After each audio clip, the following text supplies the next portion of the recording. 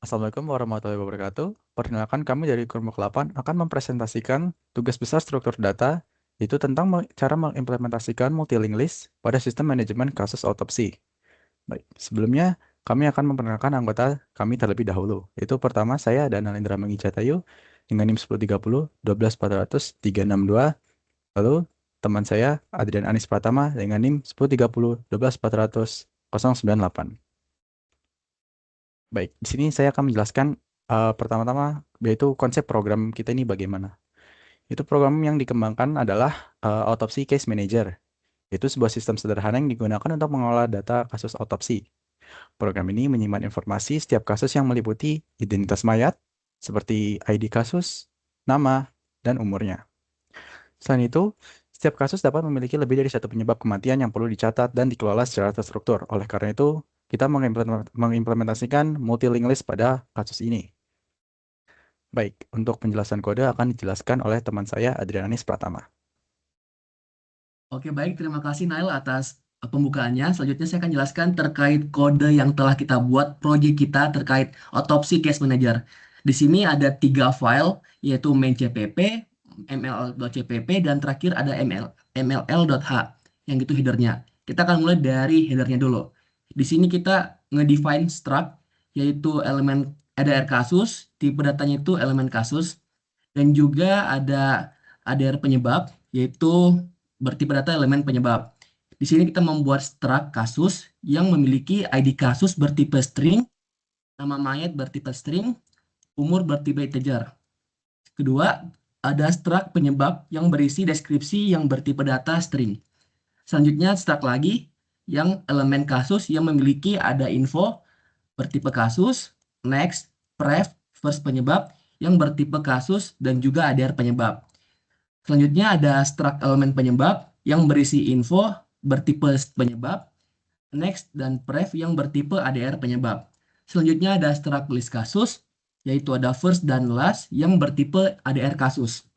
Selanjutnya kita membuat void, yaitu create list kasus yang memiliki parameter list kasus, yang memiliki parameter L yang bertipe data list kasus. Di sini ada function bool yang itu is empty kasus yang berisikan list kasus dan L yang bertipe data list kasus, dan juga function is empty penyebab sama juga. Selanjutnya ada juga function ADR kasus yang create elemen kasus, function untuk menciptakan elemen penyebab, ada void add kasus, ada void add penyebab. Selanjutnya ada function short kasus, ada juga void display list, delete kasus, next kasus, ref kasus, display kasus, count kasus, dan delete all kasus. Selanjutnya akan saya jelaskan terkait ml.cpp. Di sini semua fungsi-fungsi yang saya sebutkan tadi di mll.h akan dijalankan atau dieksekusi prosesnya di sini. Mungkin yang pertama adalah membuat list kasusnya. Ada l.first, l.last yang berisikan null PTR. Selanjutnya ada function is empty kasus, yaitu dia mengembalikan nilai l.first yang bernilai null PTR atau nggak ada nol atau null.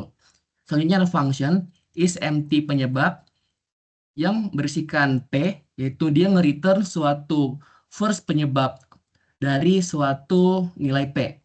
Selanjutnya ada function ADR kasus, create element kasus, yang membutuhkan ID, nama, dan umur juga. Yang isinya adalah kita membuat ADR kasus baru, yaitu P, yaitu elemen kasus. Di sini kita masukkan ID kasusnya itu sama dengan ID, nama mayat sama dengan mayat, umur sama dengan umur, next dan press kita kosongin atau null PTR, dan juga first penyebab itu kita kasih null dulu. Dan dia akan nge-return P, di mana dia akan nge-return semua yang eh, variable P tersebut. Selanjutnya ada function create element penyebab yang membutuhkan itu string yang isinya sebab. Di sini kita buat lagi elemen baru yaitu key yang disimpan ke dalam elemen penyebab. Di sini kita membuat key tadi dengan mengisikan deskripsinya yaitu sebab, mengisikan next dan prefnya itu yang berisi null. Di sini dia nge-return key agar dia tuh melempar suatu nilai yang variable key. Selanjutnya ada void add kasus. Di sini parameternya ada L dan juga P. Dan di sini ada kondisi if kasusnya ini kosong, maka dia akan l.first l.last ini diisi oleh P.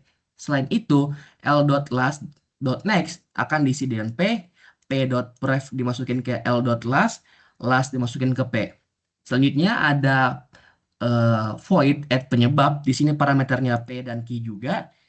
Termasuk ada kondisi juga, jika dia kosong, maka P panah first penyebab diisi dengan key. Selain itu, R akan diisi dengan P panah first penyebab. Dan dalam ini kita akan nge-looping R panah next.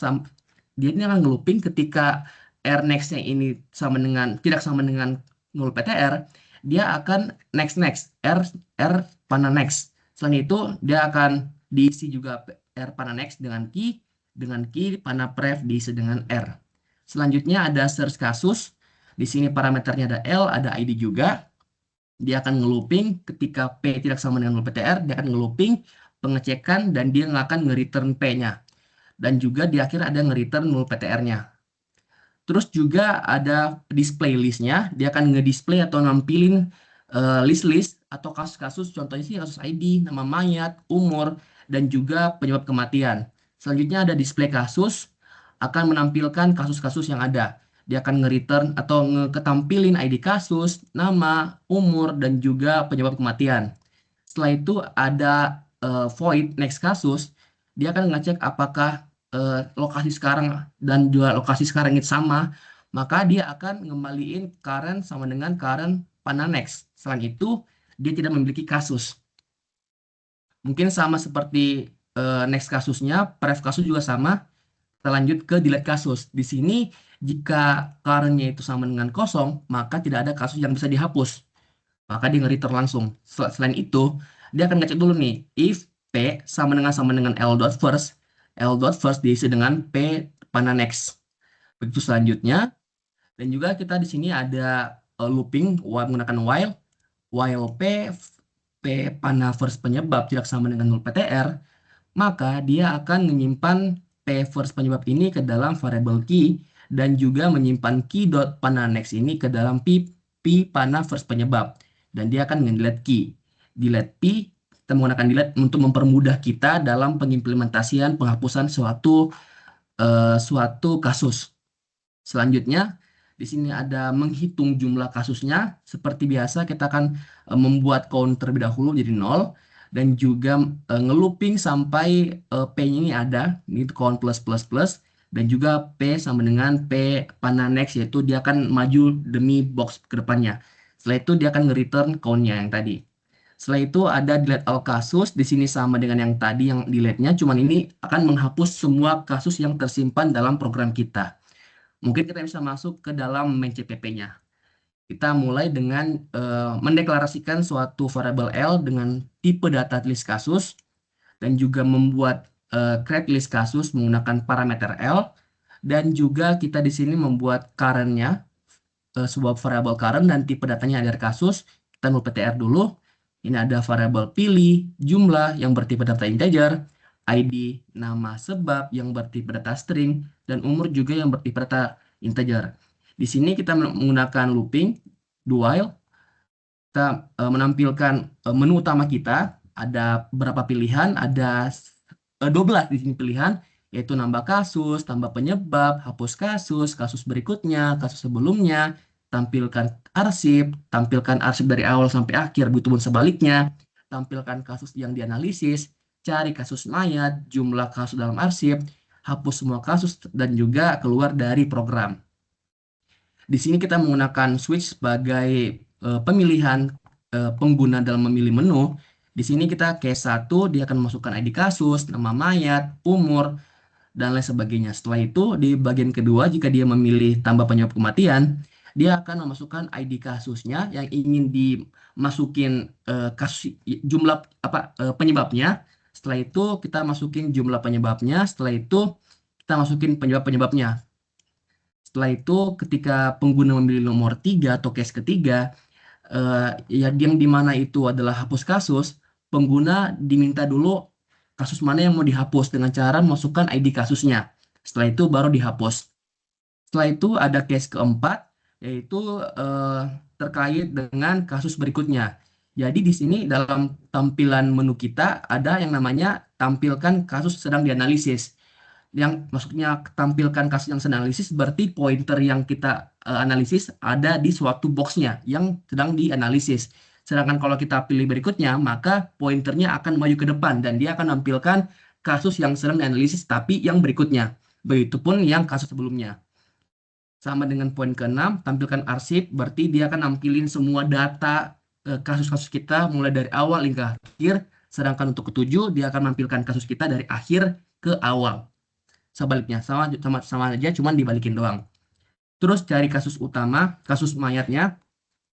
Cari kasus mayat berarti dia hanya mencari ID kasus yang ingin dicari, setelah itu ditampilkan. Terus yang ke-10 adalah di mana kita melihatkan jumlah kasus dalam arsip. Jumlah kasus dalam arsip berarti kita akan menontalkan berapa kasus yang ada kita saat ini. Terakhir mungkin hapus semua kasus, dia akan memanggil void delete all kasus dengan parameter L dan juga akan menampilkan tampilan semua kasus dihapus. Mungkin itu saja yang ingin saya sampaikan terkait kode dari Project Autopsy Case Manager. Mungkin saya lempar kembali ke Nail. Terima kasih. Baik, terima kasih atas penjelasannya dari Saudara Adrian Anis. Selanjutnya, saya akan menjelaskan demo dari aplikasinya. Baik. Baik, di sini saya Nalendra akan menjelaskan eh, demo langsung aplikasi yang telah kita buat. Nah, pertama, anggap kita adalah seseorang yang bekerja di bagian autopsi. Nah, untuk itu, saya akan melihat apa aja kasus yang belum saya tangani. Oh, sekarang tidak ada kasus yang aktif karena kita belum dikasih kasus mayat. Anggap kasus mayat akan masuk, jadi kita akan memilih satu. Untuk ID kasus, saya akan menyesuaikan, yaitu karena ini kasus pertama, saya akan menggunakan ID kasus satu. Untuk nama mayat, kita akan menggunakan satu string, misal namanya adalah Jane Score Doe. Nah, umurnya kita anggap 34 tahun. Nah, terus kita eh, setelah dimasukkan, saya akan memasukkan penyebab kematiannya apa aja. Itu kita akan mencet tombol 2 dan kita akan masukkan ID kasus. ID kasus tadi dari Jane Doe adalah ID kasus satu. Nah, jumlah penyebab kita bisa masukin ada berapa aja sih penyebab kematian. Misal kita jumlah penyebabnya akan masukkan 2. Misal pertama kita akan serangan jantung. Serangan jantung. Dan yang kedua kita anggap pendarahan. Nah, untuk ini kita bisa lihat ditampilkan kasus yang sedang dianalisis. Nah, kita bisa lihat di sini untuk ID kasus pertama dengan seseorang bernama Jendo, umur 34 tahun, penyebab kematiannya adalah serangan jantung dan pendarahan. Oke, untuk case ini kita akan tambah lagi ID kasus yang kedua karena ini adalah kasus yang kedua yang kita akan analisa. Untuk nama mayat kita akan ambil misal ayam dan umurnya 12 tahun. Jangan lupa kita menambah penyebab kematian ayam itu. Misal ID kasus yaitu kasus ayam, ID kasus kedua. Jumlah penyebab sekarang kita coba satu. Untuk penyebab pertama kita anggap eh, open fraktura atau patah tulang terbuka. Nah, kita tambah satu lagi dengan ID kasus yang ketiga karena ini adalah kasus yang ketiga yang akan kita analisa dengan nama mayat misal eh, non umurnya 100 tahun dan kita akan tambah penyebab kematiannya yaitu kasus yang ketiga jumlah penyebabnya kita misal 4 deh. Penyebab pertama eh, kekurangan darah. Penyebab kedua, penyebab ketiga,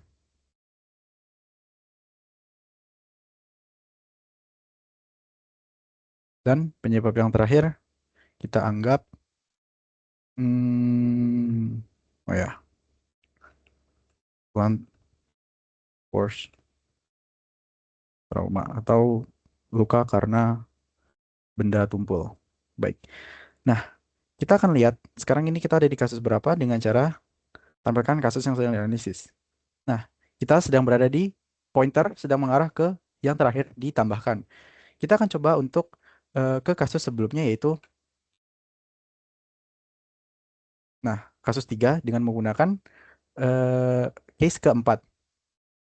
Lalu kita coba lagi 4 dan menampilkan, nah kita sekarang ada di kasus ketiga. Nah, lalu untuk ini kita akan coba demokan yang 5 dan sekarang kita akan di kasus kedua.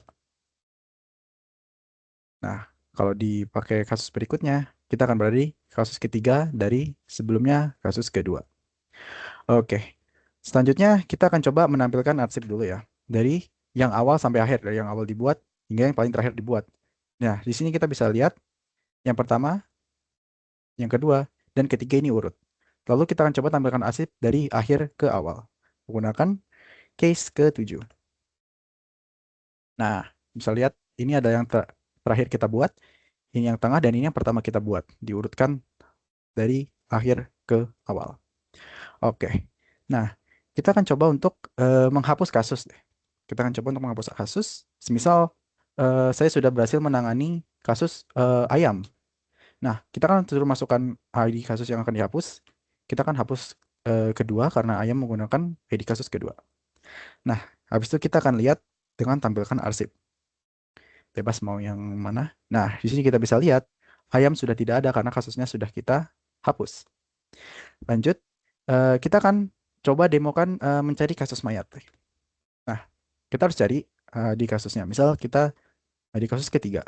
Set. Nah, ini kita akan menampilkan berdasarkan ID kasus. Bisa kita lihat, yaitu John Doe, umur 100 tahun, dan penyebab kematiannya yang ada 4 tadi ya. Blunt force trauma. Oke, lalu kita akan coba tambah lagi ya, satu lagi. ID kasus kita 4. Nama mayat, misal tes mayat. Umurnya 67 tahun. Lalu kita akan tambah penyebab kematian. Kita tadi ID keempat, jumlah penyebabnya 2, pendarahan dan patah tulang. Kita akan lihat menggunakan 10. Nah, di sini kita akan ada yaitu jumlah kasus 3 karena tadi ada ID 1, ID 3, dan ID keempat. Kita akan coba hapus kasus ya. Kita akan coba hapus kasus ID pertama karena anggap aja ID pertama kita udah selesai menganalisa. Dan ketika kita menggunakan jumlah kasusnya berkurang karena tadi sudah dihapus. Baik, anggap kita sudah menyelesaikan menganalisa semua mayat kita. Itu kita bisa menggunakan langsung 11. Dan kita bisa lihat tampilkan kasus ya. Kasus tidak ada karena kita sudah menyelesaikan semua kasus menggunakan jumlah semua kasus. Dan kalau kita sudah selesai bekerja, kita bisa exit program. Begitu. Baik, sekian demo aplikasi dari saya. Saya akan kembalikan ke presentasi sebelumnya. Baik, demo tadi sudah saya jelaskan dan kode juga sudah dijelaskan oleh partner saya. Sekian presentasi dari kelompok kami, kelompok 8 tentang multi-link list, bagaimana cara untuk mengatur autopsi.